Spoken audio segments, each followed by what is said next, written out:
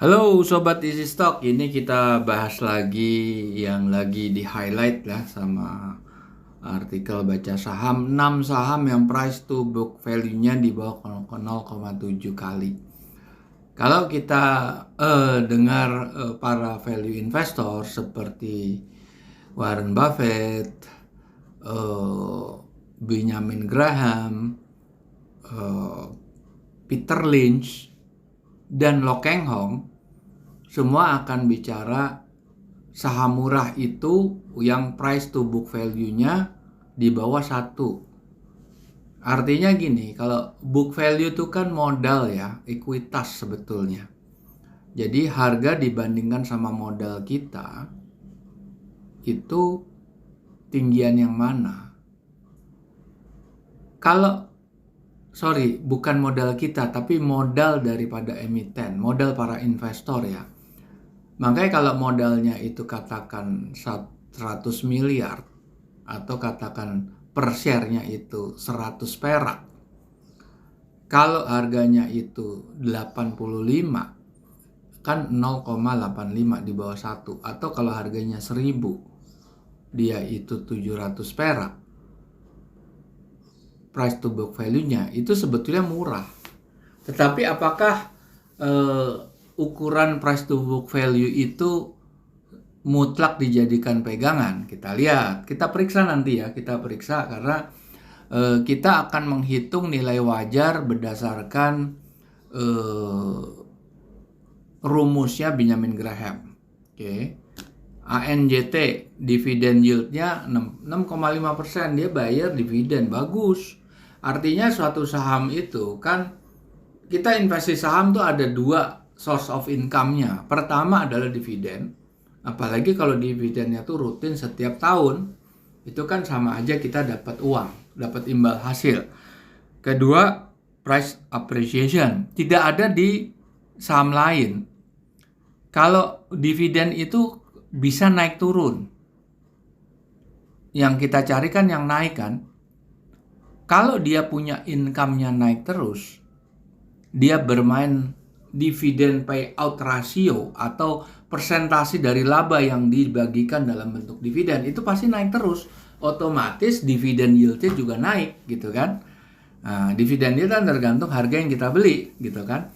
Nah, itu nggak ada di tempat lain. Emas perak jelas nggak ada. Emas perak tuh adanya price appreciation. Saham jelas ada, namanya itu capital gain. Dan kalau obligasi itu nggak ada price appreciation, adanya adalah return, imbal hasil yang tetap. Mungkin obligasi semakin ini ada price appreciation-nya, kalau dia semakin dekat sama maturity-nya, itu pasti harganya lebih mahal mestinya gitu kan. Atau sebaliknya, saya mungkin saya salah ya, saya nggak menguasai obligasi. Tapi yang jelas saya murni saham. Jadi saham itu punya dua sumber income yang telah saya sampaikan tadi. Nah, ANJT, ASDM, dividen yield-nya ada, price book value-nya di bawah ini, PR-nya masih di atas 5, INDR juga, MDKI ada, TBLA juga, CLPI. Kelihatannya ini bukan perusahaan LQ45 ya, tapi dia bayar dividen semuanya nih. Ini bayar dividen semua kan.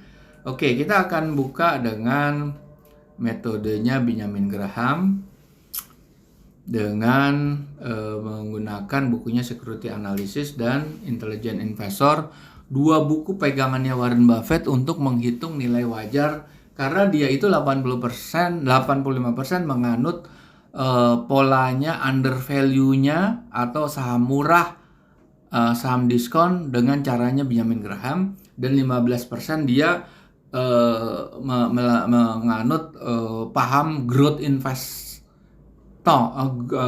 investing itu dari Philip Fisher.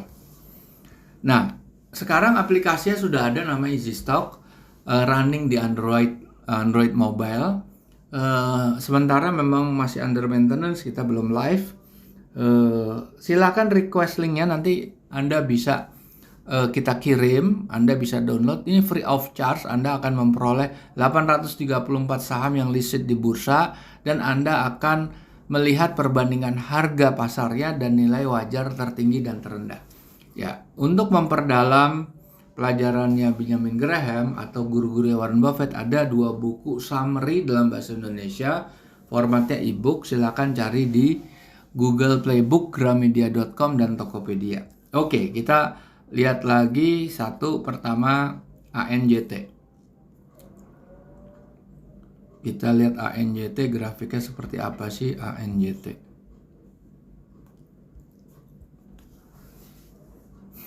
Turun pernah sampai di 408, 625 ANJT. Kita lihat valuasinya seperti ini. Klik bendera Indonesia, kita klik ANJT.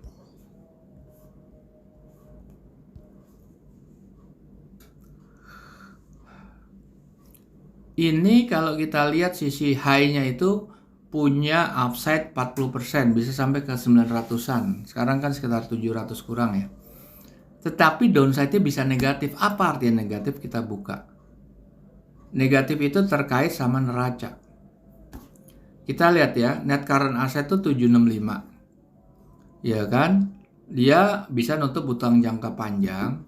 Yang jadi masalah dia bisa nutup utang jangka pendek sehingga dia punya surplus working capital sekitar 165 miliar lebih, 170 miliar. Tapi utang jangka panjangnya 2,4 triliun. Waduh, berat kan? Kita lihat free cash flow-nya positif. Bagus. Margin oke. Untuk perusahaan CPO ini ya. Return on equity-nya nggak terlalu bagus. Debt equity-nya bagus, di bawah 1. Working capital-nya sebetulnya 2 yang bagus, tapi oke lah, yang penting dia positif. Dia masalah utang jangka panjang. Karena kalau utang jangka panjang itu jatuh tempo, dia menjadi utang jangka pendek. Nah, ya kan? Atau waktunya itu makin bukan jatuh tempo, begitu dia sudah tenornya berkurang, kan jadi jangka pendek dia. Jadi di bawah 1 tahun. Oke, ANJT mungkin kita berisiko juga kalau ngambil itu. Sekarang kita lihat apalagi ASDM, ini asuransi.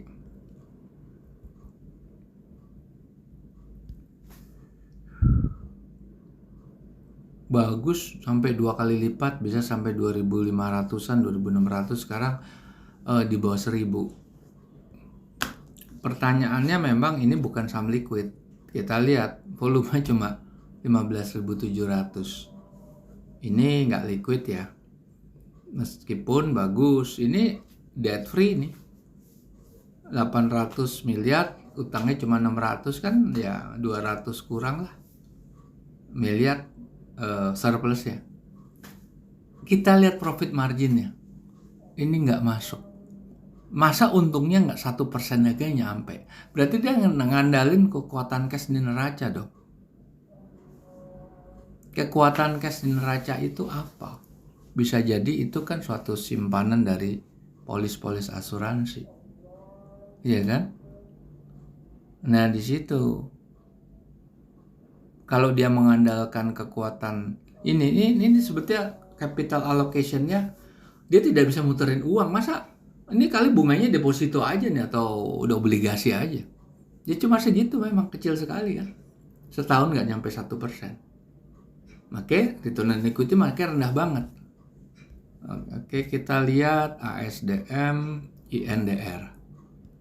Kita lihat INDR, ini punyanya orang India terkaya di Indonesia ini.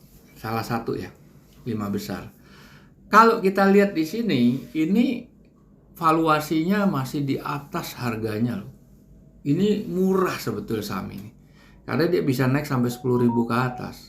Berarti hampir 2 kali lipat lebih. Karena 11 ribuan.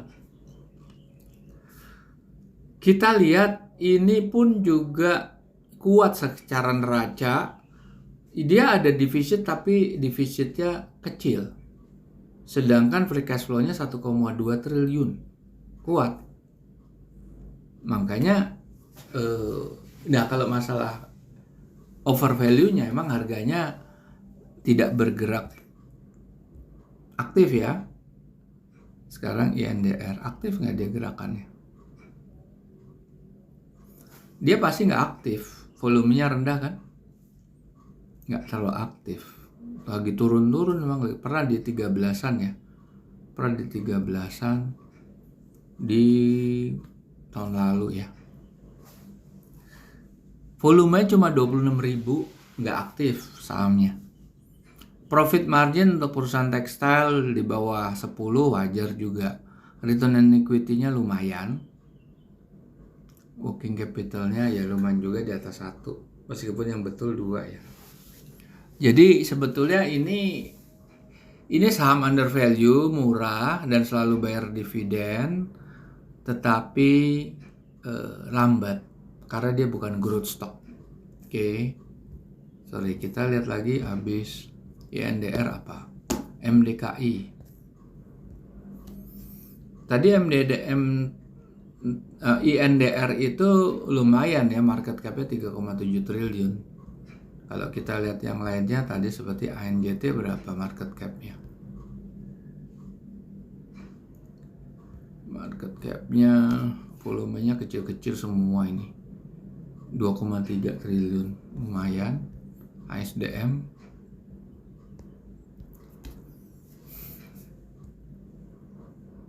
volumenya. Nah, ini kecil nih. SDF nggak terlalu menarik. MDKI coba kita lihat gimana posisinya dia. Tadi 44 soalnya saya coba klik. Nah, ini upside-nya bisa 200-an. 240, bagus ini. Market cap-nya nggak besar, nggak sampai 1 triliun. Profit marginnya rendah, return on equity sangat rendah. Jadi sebetulnya volumenya juga 140.000 cuma. Nggak sampai 2 juta lembar. Bayar dividen sih memang. Jadi bukan ini saham yang tidur sebetulnya. Habis MDKI satu lagi TBLA. Kalau nggak salah perusahaan ini Sumas Baru Lampung, perusahaan apa ya TBLA? Kita lihat coba TBLA perusahaan apa? TBLA. CBLA. Tunas Baru Lampung, apa dia? CPO, oke benar CPO. CPO lagi kayak gimana sih sekarang posisi CPO? Oke, call naik CPO. Palm oil lagi naik ya, palm oil, oke, lagi naik. Tapi masih belum sampai harga sebelumnya. Nah, ini kalau dilihat di sini, ini punya upside-nya sampai 900-an, lumayan, 960-an. Tapi downside-nya ini karena persoalan neraca. Pasti utang jangka panjangnya terlalu tinggi, betul kan? 7,4 triliun. Dia current assetnya 7,9, dia bisa nutup utang jangka pendek yang 7,6 triliun. Ada sekitar 300 miliar kurang, tapi utang jangka panjangnya 7,4 triliun. Jadi berat dia. Berat. Dia bayar dividen ya karena dia mencetak laba. Free cash flow-nya 600, hampir 600 miliaran, bagus. Cuma utang di sini yang jadi masalah. Return on equity kecil, profit marginnya kecil. Jadi kalau dilihat di sini, di antara 5 perusahaan ini, sebetulnya yang paling bagus itu INDR. INDR di sini yang paling bagus. Itu kan ada upside-nya tinggi banget sampai 11 ribuan. Terus kemudian kita lihat dia debt free, hampir ada negatif tapi kecil sekali. Defisit neracanya boleh tertutup sama free cash flow-nya. Profit margin memang dia nggak besar, jadi bukan termasuk fast grower ya. Dia pasti slow aja dia, tapi growth terus tapi slow. Selama dia bayar dividen sebetulnya aman. Tinggal Anda kalau di sini kan kelihatannya harganya masih murah ya. Tetapi dia akan bergerak sangat lama. Jadi kalau Anda pemain truly value investor, di mana Anda mengharapkan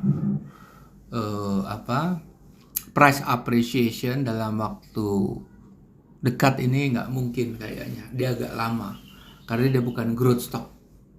Ya Anda expect bayar dividen aja. Dividen yieldnya kan 16,4 nih sebenarnya nggak minus nih, kita belum revisi. 16% bagus. Oke, kita jumpa lagi dalam kesempatan. Halo, ini ada yang ketinggalan nih Sobat Easy Stock CLPI. Ini kita lihat di sini. Closing price-nya 935, nilai wajarnya bisa sampai ke 3.000-an. Coba CLPI kita lihat ininya ya. CLPI.